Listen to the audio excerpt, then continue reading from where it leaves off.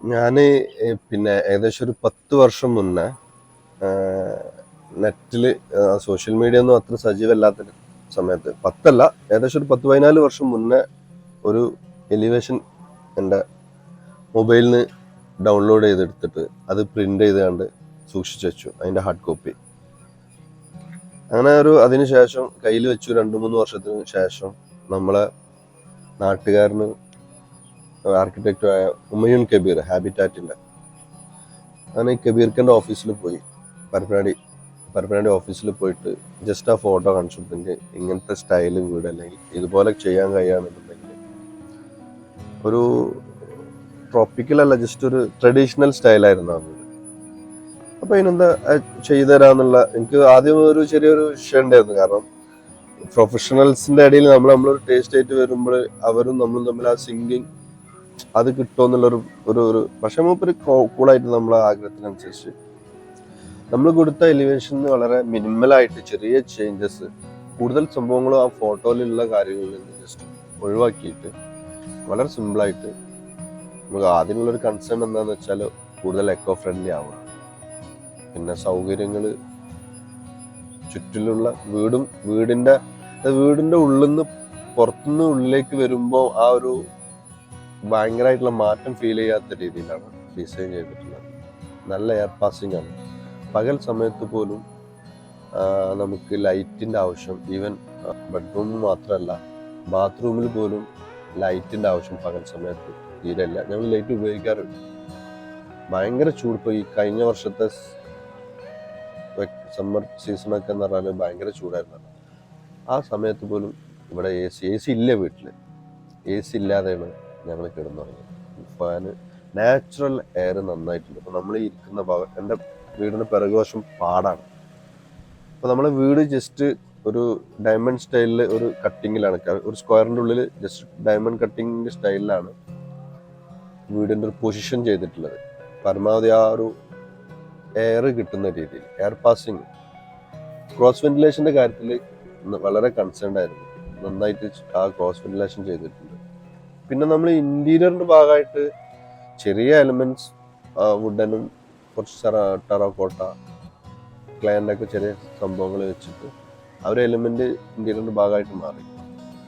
പിന്നെ കളറിൽ വൈറ്റ് 2 തീമേ ഉള്ളൂ മെയിൻ കളർ. ഒന്ന് നമ്മളെ മെഹന്തി ഗ്രീൻ എന്നാണ്, ഈ ഒരു പച്ച, പിന്നെ വൈറ്റ്. വാളിനും എക്സ്റ്റീരിയറും ഇന്റീരിയറും ഒരേ പെയിൻ്റാണ്. പിന്നെ അതിൻ്റെ നമ്മളെ വാതിലുകൾക്കും ജനലുകൾക്കും ഫ്രെയിമിന് നമ്മൾ ഒരു എന്താ പറയുക, ഒരു അലൂമിനിയം, ഒരു സിൽവർ ടച്ച് ഉള്ളതും ജസ്റ്റ് ചെയ്തിട്ടുണ്ട്.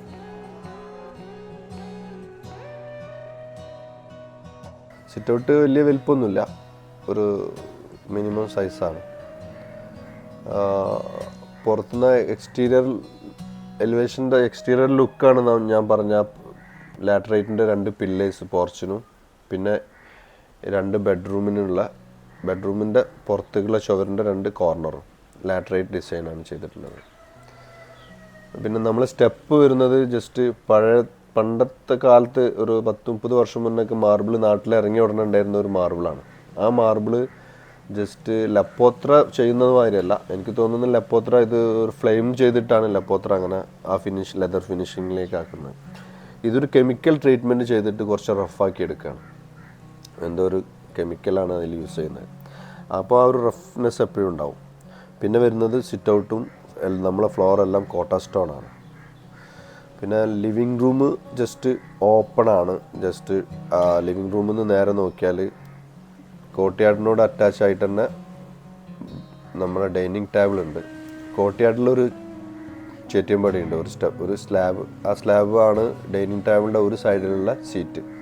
ബാക്കി 3 സൈഡിലെ നമ്മൾ ചെയേഴ്സ് വരുള്ളൂ. പിന്നെ നമ്മൾ ഡൈനിങ് ഹാളിൽ നിന്ന് പടിഞ്ഞാറ് ഭാഗത്തേക്ക് കാറ്റ് വരുന്ന ഒരു ഭാഗമാണ് മുറ്റത്തേക്ക്, ബാക്ക് സൈഡിലുള്ള മുറ്റത്തേക്ക് നമ്മളൊരു 4 ഡോറുള്ള പൊളികളാണ്. അത് വേണമെങ്കിൽ നമ്മൾ പൂച്ച കോഴികളൊന്നും വരാതിരിക്കാൻ താഴെ ചില സമയത്ത് പൂട്ടാറാണ്. മുകളിൽ പകൽ സമയത്ത് മുകളിലെ 2 പൊളിയും തുറന്നിടാറുണ്ട്. അപ്പം തന്നെ ആ ഒരു കാറ്റ് ജസ്റ്റ് ഡൈനിങ് ഹാളിലേക്ക് വന്നിട്ട് അത് കോർട്ട്യാർഡിൽ ആ ഒരു എയർ റൊട്ടേറ്റ് ചെയ്തിട്ട് പോകുമ്പോൾ എപ്പോഴും ഫ്രഷ് എയർ കിട്ടും. അതുകൊണ്ട് തന്നെ ജസ്റ്റ് എപ്പോഴും ആ ഒരു കൂളിംഗ് നിലനിർത്തും. എപ്പോഴും ഒരു ബ്രീസ്, ചെറിയൊരു തെന്നൽ, ഒരു ചെറിയ കാറ്റ് വീട്ടിൻ്റെ ഉള്ളിൽ ഫീൽ ചെയ്യാറുണ്ട്.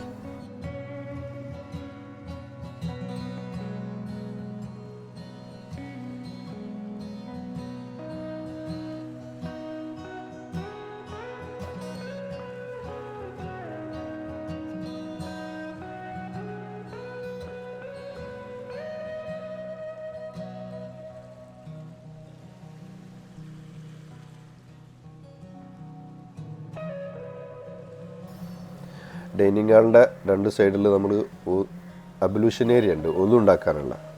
ജസ്റ്റ് കോർട്ട്യാർഡിലൊരു ടാപ്പ് വെച്ചിട്ടുണ്ട്.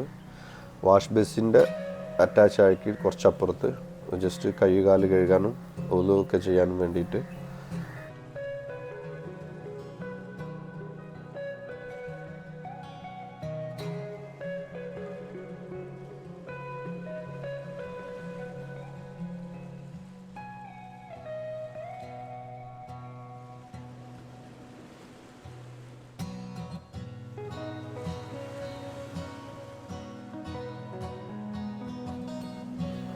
ഒരു 70-30 റേഷ്യോയിലാണ് നമ്മളെ ഒരു ജനൽപ്പൊളികൾ. മുകളിലത്തത് ജസ്റ്റ് കളർ ഗ്ലാസ്സാണ്. ഈ ഗ്ലാസ് ശരിക്കും ഒരു പേർഷ്യൻ ടച്ച് വരുന്ന, പഴയ കാലത്ത് ഒരു 60-70 വർഷം മുന്നേ നമ്മളെ നാട്ടിലുണ്ടായിരുന്ന പഴയ തറവാടുകൾക്കും ബംഗ്ലാവുകൾക്കും വില്ലകൾക്കും കണ്ടുവരുന്ന ഒരു ഗ്ലാസ്. ഇപ്പോഴും അത് മാർക്കറ്റിൽ അവൈലബിൾ ആണ്. ആ ഒരു ഗ്ലാസ്സാണ് നമ്മൾ ചെയ്തിട്ടുള്ളത്. നമ്മളെ കോട്ടക്കൽ ഗോൾഡൻ ഗ്ലാസ് എന്ന് പറഞ്ഞ ഷോറൂമിൽ സാധനം കിട്ടുന്നുണ്ട്, എഡ്രിക്കോട്. അതിൻ്റെ പ്ലെയിൻ വൈറ്റ്, ട്രാൻസ്പെറൻ്റ് അല്ല, എന്നാലും ജസ്റ്റ് ചെറിയൊരു ഇച്ചിങ് ഉള്ള മാതിരി, ജസ്റ്റ് ഒരു ഫോഗി ഫിനിഷിംഗ് ഉള്ള സെയിം സാധനം തന്നെ വൈറ്റ് പ്ലെയിൻ കളറിലുള്ള ഗ്ലാസ്സും ഉണ്ട്. പിന്നെ നമ്മൾ ജനൽ വരുന്നത്, ജനലിന് കട്ടിലുകളില്ല, ജനൽ കട്ടിലുണ്ടല്ലോ അതില്ല. ജസ്റ്റ് ഒരു ഫ്രെയിം ഗ്രില്ല് കൊണ്ടുപോയിട്ട് ചുമരിന് ഫിറ്റ് ചെയ്തിട്ട് പ്ലാസ്റ്ററിങ്ങിൽ ജസ്റ്റ് അതിൻ്റെ ഫ്രെയിം ഉണ്ടാക്കിയേക്കാണ്. നമ്മൾ ഡൈനിങ് ഹാളിൽ നേരെ കിച്ചണിലേക്ക് പോവുകയാണെന്നുണ്ടെങ്കിൽ ഒരു ഐലൻഡ് കിച്ചൺ, അല്ലെങ്കിൽ ജസ്റ്റ് അതേമാതിരി സെൻറ്ററിലൊരു വൈറ്റ് ടൈല് വെച്ചിട്ടുള്ളൊരു ജസ്റ്റ് ടാബ്ലറ്റ് സെറ്റ് ചെയ്തിട്ടുണ്ട്. ടൈലാണ് അത്. നമുക്ക് ഫുഡ്, നമ്മൾ വീട്ടുകാർ ഫുഡ് കഴിക്കുന്നത് അവിടെ വെച്ചിട്ടാണ്.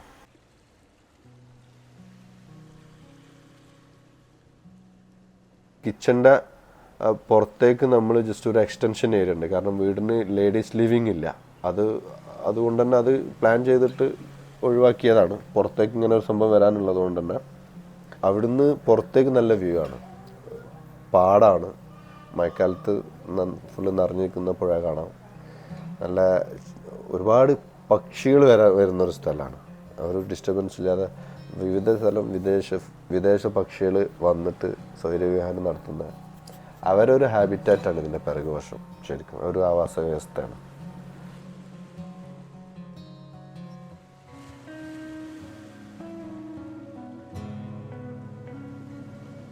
കിച്ചണിലുള്ള ഓവർഹെഡ് ഷെൽഫുകൾ, അൽമാറകളൊക്കെ സെറ്റ് ചെയ്തിട്ടുള്ള വുഡിലാണ്. വുഡ് ഒന്നൊരു white finish, white paint, PU പെയിൻ്റാണ്, വൈറ്റാണ്. ഒരു ഭാഗം വുഡൻ ഫിനിഷ് നിലനിർത്തിയിട്ട് ഒരു ടീൽ കളറാണ്. ടീൽ ഒരു ഗ്രീനിഷ് അല്ലെങ്കിൽ ബ്ലൂയിഷ് മിക്സ് ചെയ്തിട്ട്, വുഡൻ കൂടി മിക്സ് ചെയ്തിട്ട് ഒരു ആൻറ്റിക് പെയിൻറ്റിങ് ഒരു സ്റ്റൈലിൽ പഴമ നിലനിർത്തിയിട്ടുള്ള ചെറിയ ഡോർ ഹാൻഡിൽസും. ഇത് രണ്ടും കൂടി ഡുവൽ മിക്സിംഗ് ആണ് ഈ കളേഴ്സ്.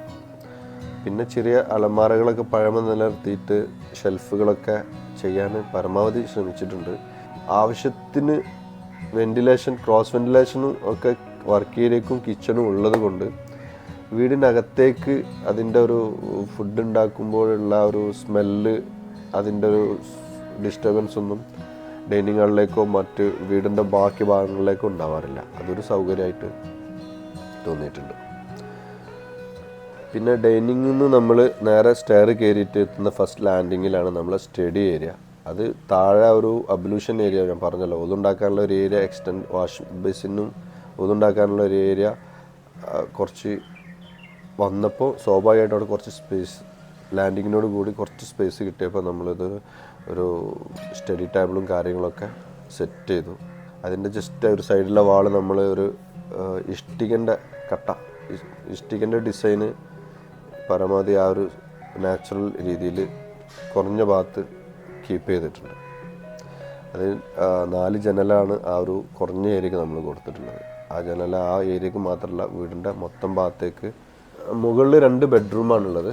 അത് ഒരു ഫ്രണ്ട് ഭാഗത്തേക്കുള്ള ബെഡ്റൂം, മുന്നിലേക്കുള്ള ഒരു ബാൽക്കണി, അത് നമ്മളെ ഒരു എലിവേഷൻ്റെ ഒരു മെയിൻ ഭാഗമാണ്. ജസ്റ്റ് അവിടെ നോക്കുമ്പോൾ 3 കളർ തീമാണ് നമുക്ക്. ജസ്റ്റ് ഒരു ലാറ്ററൈറ്റിൻ്റെ ആ ഒരു ഫിനിഷ്, വൈറ്റ് വുഡ് വാള്, പിന്നെ മെഹന്തി ഗ്രീൻ പെയിൻറ്റ്. ഇതാണ് ഫ്രണ്ടിലെ ബാൽക്കണി എന്നുള്ളൊരു കാഴ്ച. അതുമാതിരി ബാക്ക് സൈഡിലെ ബാൽക്കണി നമുക്ക് വളരെ നല്ല വ്യൂ ആണ്. കാറ്റും കിട്ടുന്നുണ്ട്. ബാക്കിൽ വയലാണ്. അത് ആ ഒരു എയർ പാസിങ്, ഒരു ലൈറ്റിംഗ് ഒക്കെ കിട്ടുന്ന ഒരു ഏരിയ ബാക്ക് സൈഡിലെ ബാൽക്കണി. 2 ബെഡ്റൂമും അറ്റാച്ച്ഡ് ആണ്. 2 ബെഡ്റൂമിനും ബാൽക്കണി ഉണ്ട്.